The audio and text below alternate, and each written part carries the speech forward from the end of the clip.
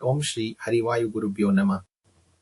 ರಾಯರ ಮಂತ್ರಾಕ್ಷತೆಯನ್ನು ಶ್ರದ್ಧೆ, ಭಕ್ತಿಯಿಂದ ಏನು ಮಾಡಬೇಕು, ಯಾವ ರೀತಿ ಬಳಸಿದರೆ ಗುರುರಾಯರ ಅನುಗ್ರಹ ಪಡೆಯಬಹುದು ತಿಳಿದುಕೊಳ್ಳೋಣ ಬನ್ನಿ.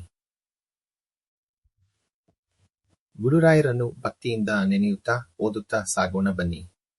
ಹಲವಾರು ಕ್ಷೇತ್ರಗಳಲ್ಲಿ ಮಂತ್ರಾಕ್ಷತೆಯನ್ನು ನೀಡಲಾಗುತ್ತದೆ. ಮಂತ್ರಾಕ್ಷತೆಗೆ ಇರುವ ಪ್ರಾಮುಖ್ಯತೆ ನಮ್ಮ ಯುವ ಪೀಳಿಗೆಗೆ ತಿಳಿದಿರುವುದಿಲ್ಲ. ಮಂತ್ರಾಕ್ಷತೆಯನ್ನು ಬೇಕಾಬಿಟ್ಟಿ ಬಳಸುತ್ತಾರೆ.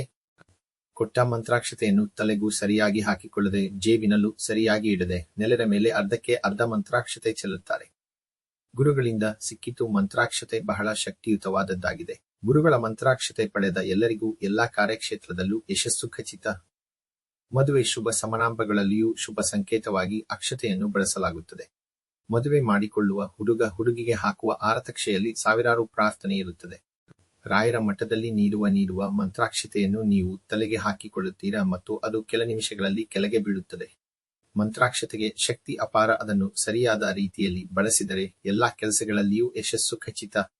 ಯಾವುದೇ ರೀತಿಯ ಆರೋಗ್ಯ ಸಮಸ್ಯೆಯಿಂದ ಮುಕ್ತಿ ಹೊಂದಲು ಮಂತ್ರಾಕ್ಷತೆ ಬಳಸಬಹುದು.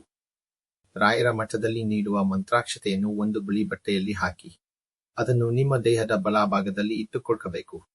ಅಂದರೆ ಬಲಭಾಗದ ಜೇಬಿನಲ್ಲಿ. ನಂತರ ಮನೆಗೆ ತೆರಳಿದಾಗ ಅದಕ್ಕೆ ಶ್ರೀಗಂಧವನ್ನು ನೀರಿನಲ್ಲಿ ಕಲಸಿ ಒಂದೆರಡು ತುಳಸಿ ದಳವನ್ನು ಹಾಕಿ ತಲೆಗೆ ಪ್ರೋಕ್ಷಣೆಯನ್ನು ಮಾಡಿಕೊಂಡು ಗುರುರಾಯರನ್ನು ನೆನೆಯುತ್ತಾ ಯಾವುದೇ ಕಾರ್ಯ ಮಾಡಿದರೂ ಯಶಸ್ಸು ಸಿಗುವುದು ಖಚಿತ. ಬಟ್ಟೆಯಲ್ಲಿ ಇದ್ದ ಅಕ್ಷತೆಯನ್ನು ತಲೆಗೆ ನಿತ್ಯ 2 ಕಾಳುಗಳನ್ನು ಹಾಕಿಕೊಳ್ಳಿ. ಮಂತ್ರಾಕ್ಷತೆಯನ್ನು ಶೇಖರಣೆ ಮಾಡಿಟ್ಟುಕೊಳ್ಳಿ.